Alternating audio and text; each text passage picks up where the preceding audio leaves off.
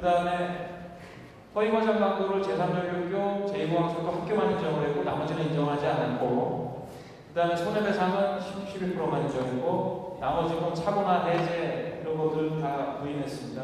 아파트 분양 광고에서 국가나 지방자치단체가 수립한 중장기적인 도시계획에 기초하여 장래 조성될 교통교육, 행정부나 편의시설 등 아파트 주변의 입지 조건에 관한 사항을 광고했다면 특별한 사정이 없는 한 다소 계획의 실현 가능성을 과장해서 광고했다고 해서 이를 두고 기망행위라고 볼 수가 없다. 그러니까 확실하지 않은 걸 확실하다고 하면서 그게 나중에 뭐 취소 변경될 수 있다는 걸 고지하지 않았거나, 이게 하나고, 또 아주 계약 체결을 여부를 판단할 수 있는 중요한 사항에 대해서 그 계획이 실현되지 않을 수 있는 중요한 장애 사유가 생겼는데 그거를 안 알려주면 그건 비난 가능성이 있어서 사기가 될 수 있다, 이런 뜻이에요. 조금 이해가 되시나요?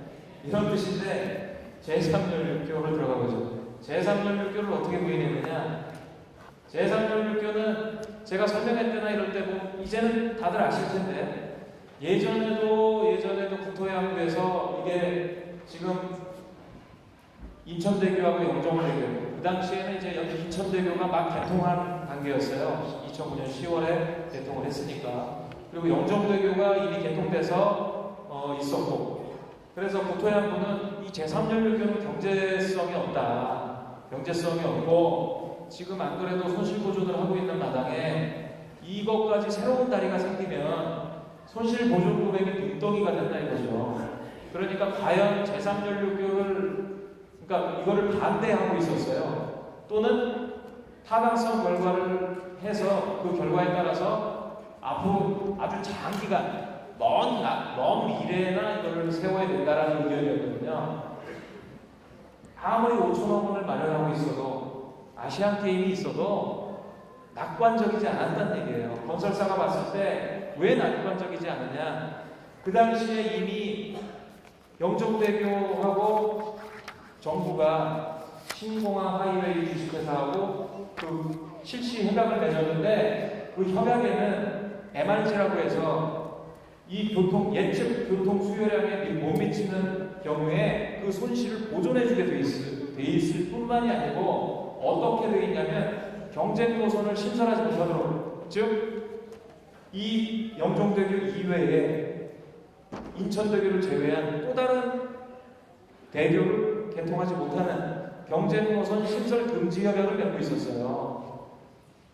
그러면 이거는 협약 위반 아닙니까? 정부로서는 협약 위반이 될 뿐만이 아니라 그 협약을 위반할 때 페널티가 수조 원에 이릅니다. 수조 원이라는 막대한 국가 재정이 낭비가 되는 거다 보니까 정부가 아무리 인천 아시안게임이라는 행사가 있어도 5천억 원이라는 건설 재원을 마련하고 있어도 제3연료교의 건설 전망은 엄청나게 어두웠던 거고 사실은 불가능한 지경이었다는 거죠. 더군다나 그 당시에는 정부에서 뭐라 그랬냐면 제3연료교 개통에 대한 타당성 용역을 하자라고 했었습니다. 근데 타당성 용역을 하려면 1, 2억 인가가 필요한데 그 용역비가 없어서, 그 용역비가 아까워서인지 용역 조사도 의뢰를 못하고 있었어요. 우리한테 분양할 때는.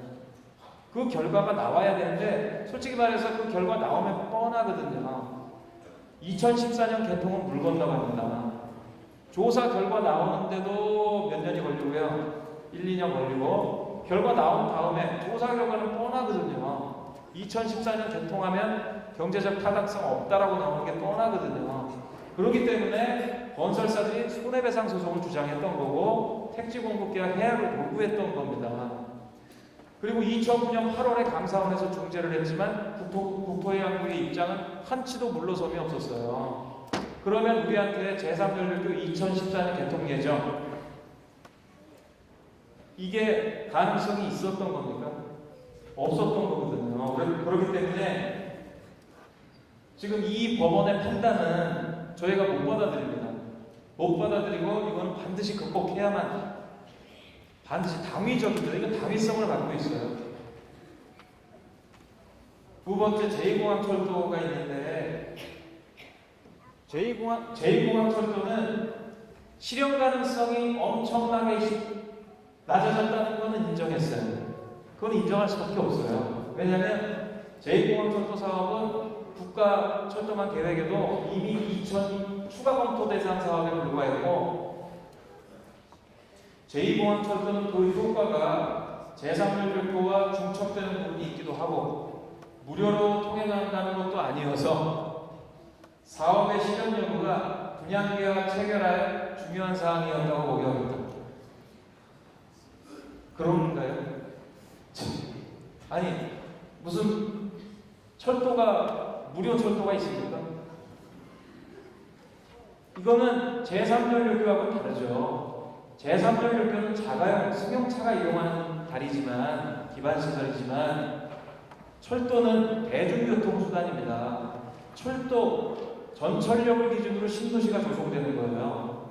전철, 대중교통수단이 생긴다고 하는 건 저렴한 대중수단이 생긴다는 것이고, 그걸 중심으로 상가나 주택가가 형성이 되는 것이기 때문에 전철역은 분양계약 체결에 굉장히 중요합니다. 더군다나 신명동교는 정말 중요했었고, 이런 거를 분양계약 체결에 중요하지 않다라고 말한다 그러면 이거는 현실과 너무 동떨어진 판단이다 라고 보는 거고요. 매수인들의 판단을 흐리게 하여 매매계약을 체결한 사안에서 사기죄를 인정했습니다. 사기죄. 허위뿐만 아니라 심의 과장된 정보도 사기로 보는 겁니다.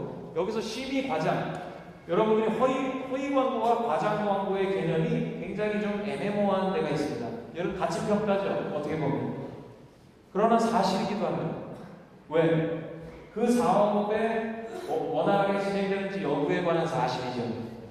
그 사실에 관한 평가지만 어떤 내적 사실을 포함하고 있습니다. 그래서 심의 과장된 정보는 사실은 허위 광고입니다. 유사하죠. 그래서 대법원 판례도 허위뿐만 아니라 심의 과장된 정보도 사기의 기망행위가 될 수 있다고 보고 있습니다. 개발 사업에 극히 유리한 전망만을 일정하게 주입을 시키고 불리한 정보를 제공하지 않는 방법으로 우리의 기대를 엉뚱한 방향으로 오도해 나가겠다는 거예요.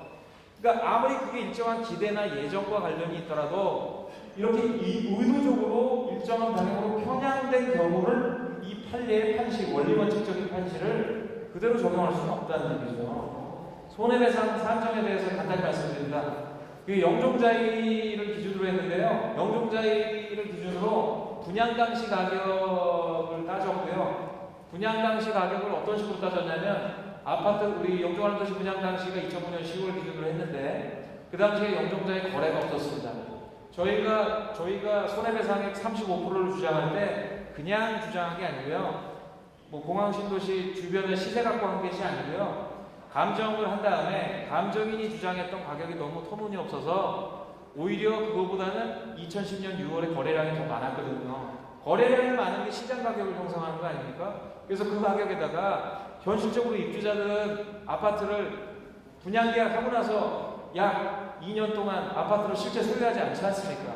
내가 실제 재산으로 확보하는 건 물론 분양권 전매하는 사람은 다르긴 하겠지만 통상적으로는 아파트에 입주할 때쯤 재산을 얻게 되는데 문제는 그렇다면 현재 입주할 때쯤에 시가를 기준으로 재산상 손해를 산출하는 게 맞느냐? 물론 그게 꼭 맞는 건 아니지만 문제는 그 당시에 부동산 경기 상황을 이미 건설사들은 잘 알고 있었고 지금의 그 상황을 뻔히 알면서도 이 상황에 도래할 거라는 걸 감수하고라도 그냥 했던 고의를